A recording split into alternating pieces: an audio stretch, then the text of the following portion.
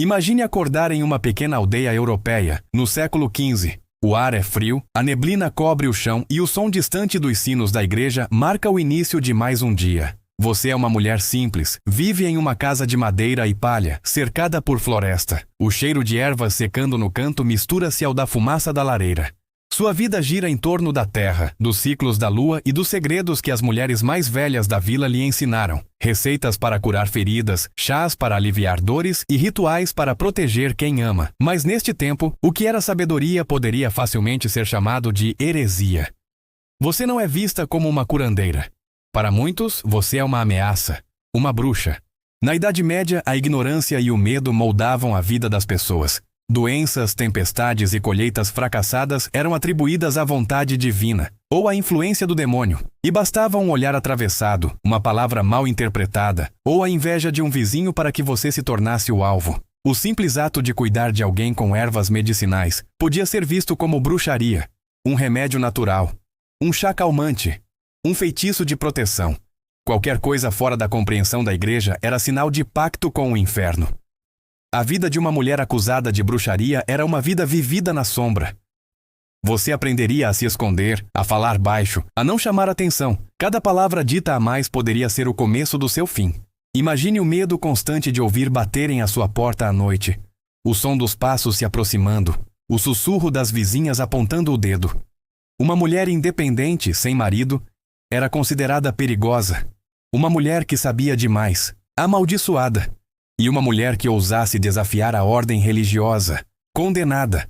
Os inquisidores não precisavam de provas, bastava uma acusação.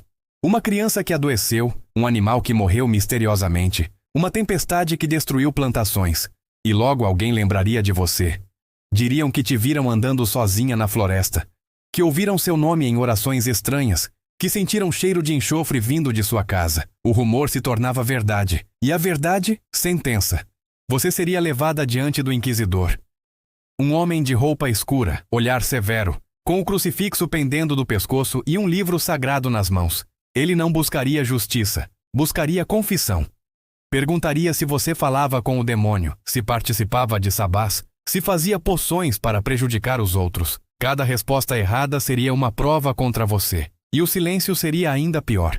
Pois na mente dos que julgavam, ninguém inocente se calaria diante da salvação. A tortura era o método mais usado para obter confissões. O corpo era posto à prova para salvar a alma. O ferro em brasa, o estiramento dos membros, a água que sufocava lentamente.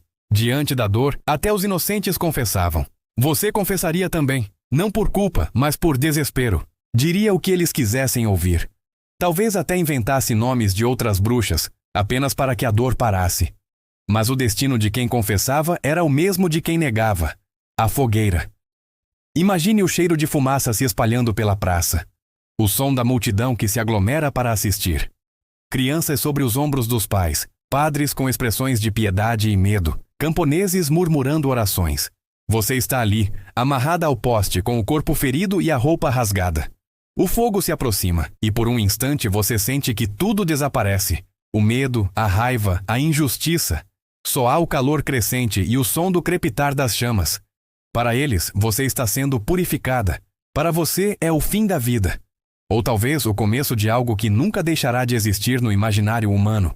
O medo do poder feminino. A caça às bruxas não foi um episódio isolado. Ela atravessou séculos e continentes. Estima-se que centenas de milhares de pessoas, em sua maioria mulheres, foram perseguidas, torturadas e executadas sob acusação de bruxaria. A justificativa era sempre a mesma: proteger a fé, eliminar o mal, purificar a sociedade. Mas o verdadeiro motivo era o controle, o medo daquilo que não se pode dominar. Mulheres que curavam sem a bênção da igreja, que conheciam os ciclos da natureza, que falavam entre si sobre liberdade, eram uma ameaça à ordem patriarcal e religiosa da época. A superstição e o fanatismo transformaram mulheres comuns em monstros imaginários. A bruxa se tornou o símbolo daquilo que o poder não podia compreender. E essa imagem perdurou.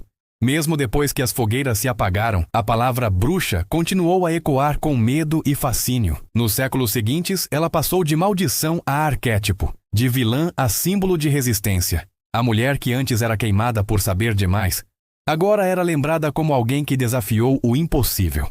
Mas volte um instante para o passado e imagine viver nesse tempo. O medo constante, o isolamento, a dúvida sobre em quem confiar. Você tentaria esconder o que sabe, disfarçar o que sente, se calar quando todos gritassem. A fé e o medo caminhariam lado a lado. Cada noite, antes de dormir, você se perguntaria se veria o nascer do sol. E mesmo assim, talvez houvesse dentro de você uma força estranha, uma centelha que te manteria viva.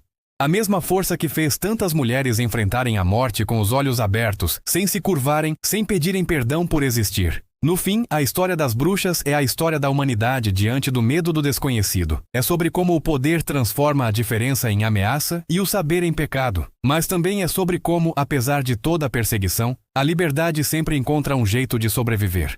As bruxas da Idade Média não desapareceram. Elas mudaram de forma, renasceram em cada mulher que ousou pensar, criar, curar, questionar, em cada pessoa que se recusou a ser silenciada.